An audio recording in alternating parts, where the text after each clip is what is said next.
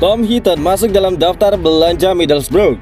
Kiper Manchester United Tom Heaton diwartakan masuk ke dalam daftar belanja Middlesbrough pada jendela transfer musim panas tahun ini.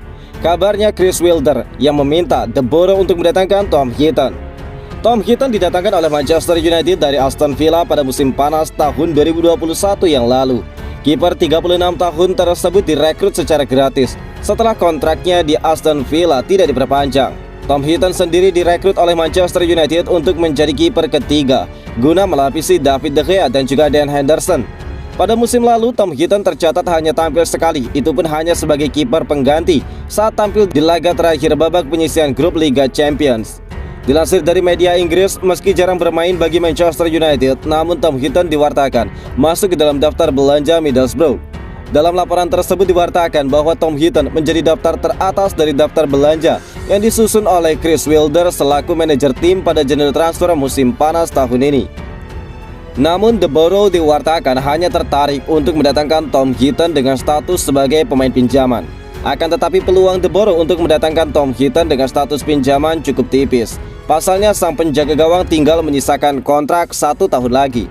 Jadi jika dia ingin dipinjamkan, maka Tom Heaton harus memperpanjang masa baktinya terlebih dahulu.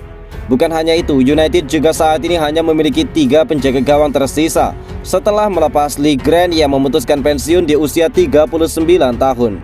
Keputusan Tom Heaton untuk kembali berseragam Manchester United terbilang cukup mengejutkan, di mana dirinya akan kesulitan untuk mendapatkan kesempatan bermain lantaran Red Devils telah memiliki 2 kiper top, yakni David De Gea dan juga Dan Henderson.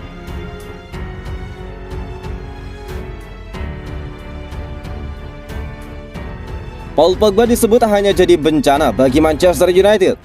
Mantan striker Skotlandia, Charlie Nicholas, menilai sejak awal Manchester United telah melakukan kesalahan fatal dengan memulangkan Paul Pogba. Nicholas menilai Pogba hanya menjadi sumber bencana bagi timnya. Pada musim panas tahun ini, Paul Pogba menjadi salah satu pemain yang dilepas oleh Manchester United. Pemain asal Prancis tersebut dilepas setelah kontraknya tidak diperpanjang oleh manajemen klub, menyusul performa buruknya sejak dia kembali ke Old Trafford pada tahun 2016 silam.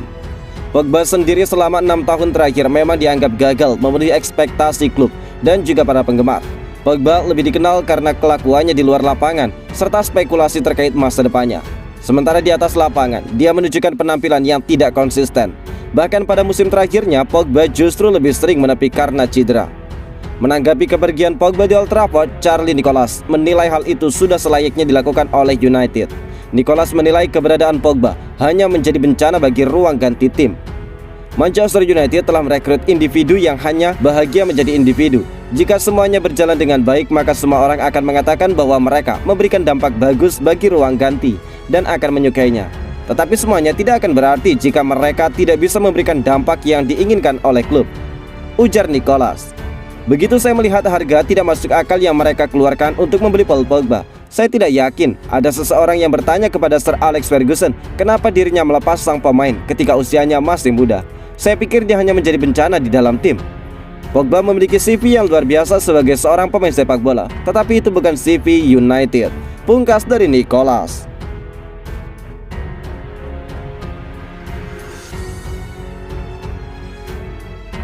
Harry Maguire siap buka diskusi posisi kapten Manchester United.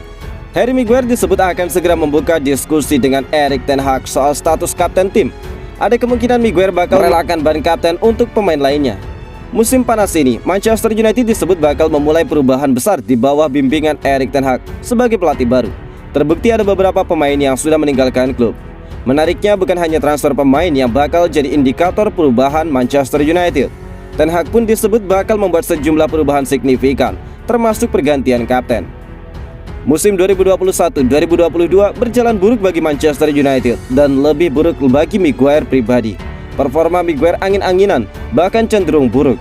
Entah mengapa Maguire tampak kesulitan untuk bermain seperti biasa. Diduga tekanan yang terlalu besar membuatnya kesulitan dan jadi sering melakukan kesalahan mendasar.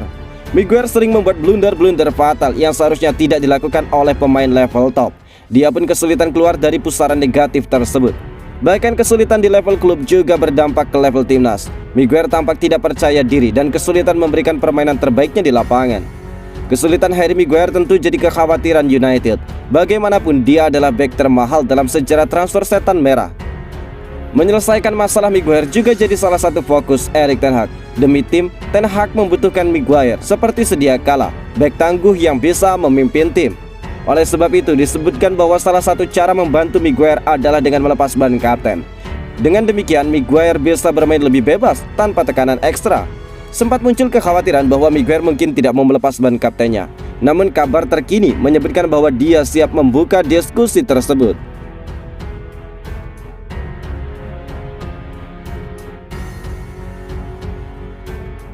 Cristiano Ronaldo beri pukulan pada Fernando Santos dan Portugal.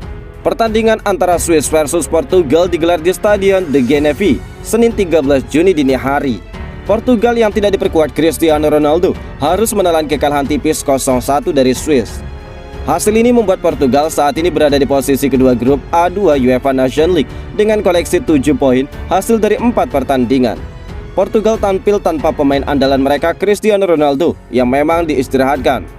Pertandingan melawan Swiss ternyata memberikan kejutan besar kepada Portugal yang kali ini bertindak sebagai tim tamu.